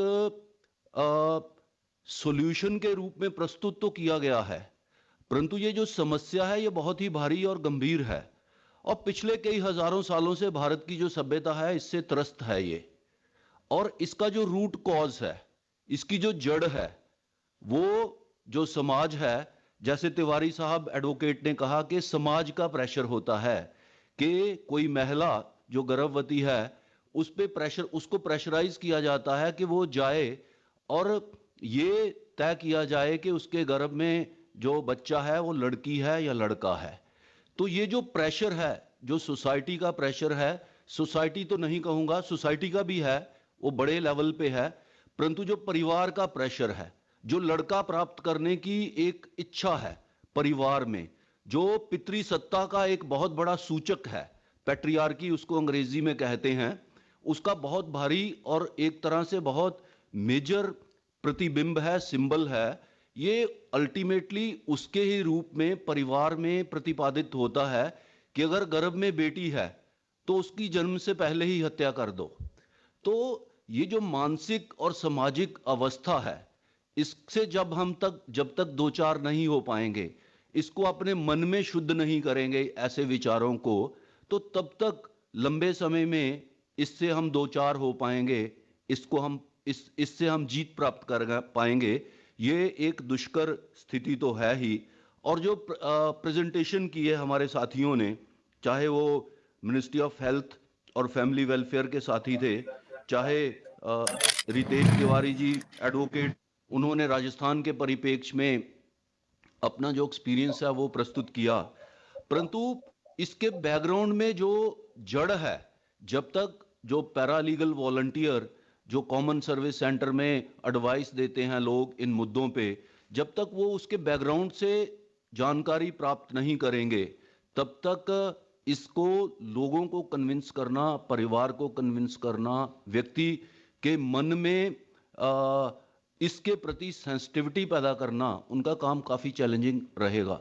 और भारत का अगर हम इतिहास देखते हैं तो इसमें स्त्री की जो स्थिति है उसमें गिरावट हुई है। अब उसके वजह कई हैं, ये शायद सेमिनार उन जो बिंदु हैं उन पे चर्चा करने के लिए नहीं है, परंतु वो एक वजह तो है जरूर, एक रीजन तो है जरूर। ये कहना चाहूंगा कि भारत के इतिहास में स्त्री की स्थिति हमेशा ही वैसी नहीं थी, परंतु कुछ एक समय आया जो कि डार्क एजेस कहा जाएगा जिसको, उसमें उसकी स्थिति में भारी गिरावट हुई। उसके शिक्षा अर्जन के जो संसाधन हैं, उसके प्रॉपर्टी अर्जन करने के जो संसाधन हैं, उन पे जब लंबे समय तक रोक रही तो उसकी जो स्थिति है वो पद दलितों की तरह ही नीचे गिर गई। तो वो स्थिति पे भी हमको काम करना है। किसी ना किसी रूप में प्रेजेंटेशन में उन बातों को चिन्हित किया गया। और जब बेटी बढ़ाओ और बेटी पढ़ाओ का अभियान प्रधानमंत्री जी ने चलाया, इसी पर्पज से उन्होंने जो एजुकेशन डिपार्टमेंट है, जो बाकी मंत्रालय हैं, उनको भी इसके साथ जोड़ा कि उनके पास जो संसाधन हैं उनका प्रयोग करते हुए इसको एक सशक्त और एक बेहतर प्रोग्राम के रूप में भारत के देश के लोगों के सामने प्रस्तुत किया जाए। तो ये कहना चाहूँगा कि बहुत अच्छे उदाहरण भी हैं भारत के इतिहास में कि तथागत गौतम बुद्ध स्त्रियों को अल्टीमेट जो ज्ञान है उसके लिए अग्रसर करते हैं। गार्गी और लोपामुद्रा जैसी ऐसी स्त्रियां हैं जो वेदों की ऋचाएं लिखती हैं, जो उन वाद विवादों में शामिल होती हैं, जो बहुत ही ज्ञानी और महान पुरुषों के साथ होते हैं। तो आधुनिक भारत के इतिहास में देखें तो सावित्रीबाई फुले ऐसी स्त्री पैदा होती हैं जो 1848 में स्कूल खोल देती हैं, बच्चों जो गर्ल चाइल्ड है उसके लिए अपने ही घर में वो मैटरनिटी होम खोल देती हैं। जो अपेक्षित और त्यागी गई महिलाएं हैं समाज में, उनके रहने की व्यवस्था अपने ही घर में कर देती हैं। तो ये बहुत पुराने एग्जाम्पल नहीं है, मात्र भी 150 ही साल हुए हैं। तो ये हमारा उत्साह वर्धन करते हैं कि हम एक मनुष्य के रूप में, एक व्यक्ति के रूप में भारत का जो संविधान है, उसका जो प्रियम्बल है, उसकी प्रस्तावना जो है, उसमें ही कहा गया है कि इक्वलिटी। तो इक्वलिटी कोई यूटोपियन आइडिया, कोई ऐसा उद्देश्य नहीं है जिसको हम प्रतिपादित जमीन पे नहीं कर सकते हैं। हमको उसको जमीन में प्रतिपादित करना है। हमको ये भी भली भांति जानकारी है या मालूम है कि इक्वलिटी अल्टीमेट टर्म में नहीं प्राप्त की जा सकती है। कोई व्यक्ति बलवान हो सकता है, कोई व्यक्ति कमजोर हो सकता है, परंतु हम जब इक्वलिटी की बात करते हैं तो मौका प्रदान करने की बात करते हैं। सामाजिक लेवल में मनुष्य के रूप में पैदा हुए, चाहे स्त्री हो या पुरुष, उसको बराबर मौका देना और उससे बराबर व्यवहार करना, उस तरह की इक्वलिटी की भारत का जो संविधान है वो उसका प्रतिपादन करता है। जब भारत का संविधान लिखा गया था, और अगर हम कॉन्स्टिट्यूएंट असेंबली के डिबेट भी पढ़ते हैं उसके पृष्ठभूमि में, तो हम पाएंगे कि यही बिंदु थे जिन पे उस कॉन्स्टिट्यूएंट असेंबली ने डिबेट करके भारत को एक प्रबुद्ध भारत बनाने का सपना संजोया है। और प्रबुद्ध भारत तभी ही बन पाएगा जब 50% जो इसकी आबादी है, जिसमें बच्चे हैं, लड़कियां हैं, महिलाएं हैं, जब वो सशक्त नहीं होंगी तो भारत भी सशक्त नहीं होगा। और भारत अगर सशक्त नहीं होगा तो हम ये नहीं कह पाएंगे कि हम एक प्रबुद्ध समाज हैं, हम एक प्रबुद्ध व्यक्ति हैं। प्रबुद्ध का अर्थ ज्ञानवान होता है, एक समझदार व्यक्ति होता है। तो ये सारी जो समस्या है, इसकी जो डीप रूटेड कॉज हैं, इसके पीछे जो पृष्ठभूमि है, उसका भी साथ ही साथ हमको निष्पादन करना है। इस एक्ट के अंतर्गत जो एक लेजिस्लेटिव प्रोविजन बनाया है, वो कैसे ग्राउंड लेवल पे उसका ऑपरेशन होता है, उसका इम्प्लीमेंटेशन होता है। उसमें बहुत सारी एजेंसियां इन्वॉल्व हैं, जिसमें पुलिस, न्यायालय, prosecution, health worker, health department, district administration, primary health centre, ये सब लोग और सरकार की एजेंसियां हैं जो इसमें इन्वॉल्व हैं इसको लागू करने में। परंतु हमें इसके भी पार जो माननीय प्रधानमंत्री जी का विजन था, बेटी बचाओ बेटी पढ़ाओ का प्रोग्राम लाते हुए, उसको प्रतिपादित और उसको सही रूप में लागू करने के लिए अभी भी बहुत प्रयास करना है। तो जैसे हमारे साथी नविंदर सिंह जी ने बताया कि बहुत चैलेंजेस हैं अभी भी इसको सही रूप में लागू करने के लिए। ये सोशल और साइकोलॉजिकल इशू तो है ही, उसका भी साथ में हमें निष्पादन करना होगा अगर हमें आने वाले समय में इससे और पॉजिटिव रिजल्ट प्राप्त करने हैं और भारत को एक प्रबुद्ध भारत बनाना है। तो 50% जो आबादी है, जो वुमेन रिप्रेजेंट करती हैं इस देश में, और इस जो सेक्स रेशो का जो वेरिएशन है, जो नीचे की तरफ जाता है, गिर रहा है लड़कियों के एंगल से, वुमेन के एंगल से, उस पे और ध्यान देने की व्यक्तिगत तौर पे, पारिवारिक तौर पे, एक सामाजिक व्यक्ति होने के नाते हमें इसको उजागर करना है और इसके जो इसको प्रोत्साहित करते हैं इन सब नेगेटिविटीज को, उनका सामने आके उनका प्रतिरोध करना है, चाहे हम वो इंडिविजुअल कैपेसिटी में करें। इस एक्ट में तो बहुत प्रावधान हैं ही हैं, और ये भी देखना होगा कि अगर किसी के विरुद्ध कोई ऑफेंस स्थापित होता है और मामला इन्वेस्टिगेशन के बाद न्यायालय में पहुंचता है, तो न्यायालय भी उसमें कितना समय ले रहे हैं। अगर बहुत भारी समय की देरी होती है तो फिर उस जो न्याय प्रक्रिया है उसमें जो रिजल्ट आएगा, शायद उसका जो पर्पस है वही डिफीट हो जाएगा बाद में। तो उसको भी हमें ध्यान देना है। उस पर भी बाद में जब आंकड़े हम सामने प्रस्तुत होंगे तो उस पर किसी अलग समय में चर्चा करेंगे। आप सब लोगों का आभार और बहुत बहुत धन्यवाद। जय Hind. Thank you so much sir. आपने इस समस्या के रूट काज को हम सबके सामने बहुत अच्छे एग्जाम्पल्स के साथ में रखा, और ज़रूरी है उन सारे सामाजिक या जो रूढ़ियाँ हैं, जो विकृतियाँ हैं, उस पर काम करना, और एट द सेम टाइम जो लॉ भी बने हैं उस पर कैसे और इफेक्टिवली काम किया जाए। Thank you so much sir. अब मैं अंत में scheme coordinator legal literacy programme, Nyaya Mitra programme, mister Ravindra पारे से बोलता हूँ कि अपने वोट ऑफ थैंक्स के लिए। Thank you. धन्यवाद आशुतोष जी। मैं सम्मानीय अतिरिक्त सचिव महोदय श्री राजेंद्र कश्यप जी का एवं शैलेश श्रीवास्तव जी निदेशक न्याय विभाग, विशिष्ट वक्तागण, न्याय विभाग और अन्य विभाग के अधिकारीगण एवं जमीनी कार्यकर्ता एवं A to J के हमारे सारे सदस्यगण का स्वागत करता हूं।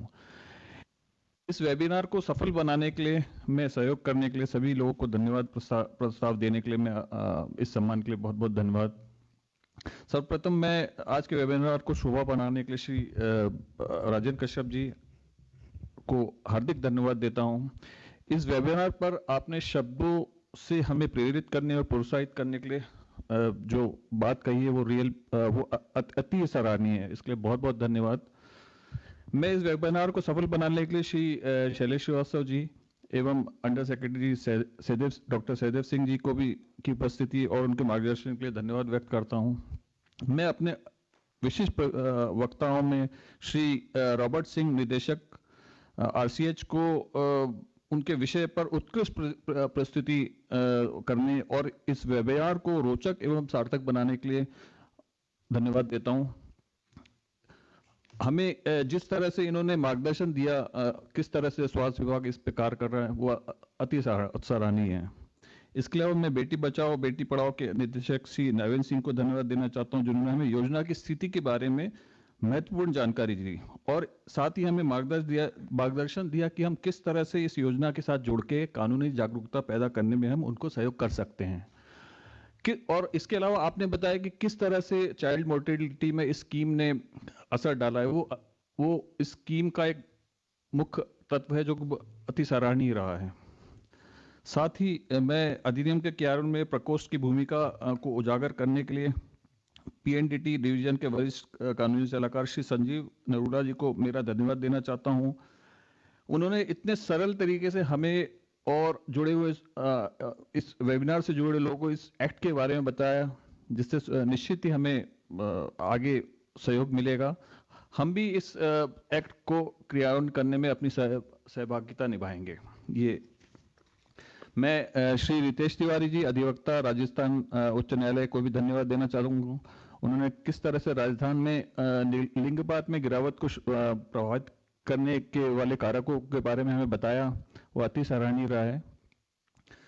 मैं अन्य विभाग के अधिकारीगण और मुख्यतः सीएससी ई-गव के अधिकारी को धन्यवाद देना चाहूंगा, जिन्होंने इस वेबिनार को बड़ी सफलता देते हुए इस अंतिम छोर तक पहुंचाने का काम किया है। वो एवं मैं उन जमीनी स्तर के कार्यकर्ता जो इस समय इस वेबिनार से जुड़े हुए हैं और जिन्होंने विविध माध्यम से इस वेबिनार को सफल बनाया, उनको मैं मुख्य तौर पे धन्यवाद दूंगा। और इस तरह अंत में मैं A to Z टीम को धन्यवाद देना चाहता हूं कि उन्होंने विभिन्न विषयों पर फील्ड अधिकारियों के लिए वेबिनार की श्रृंखला आयोजित करने का जो प्रण लिया है, इसके लिए मैं सभी को धन्यवाद देना चाहूंगा। मैं इस स्नेहपूर्ण शब्दों और इस संदेश के साथ हम संगोष्ठी के अंत की ओर बढ़ते हैं। धन्यवाद।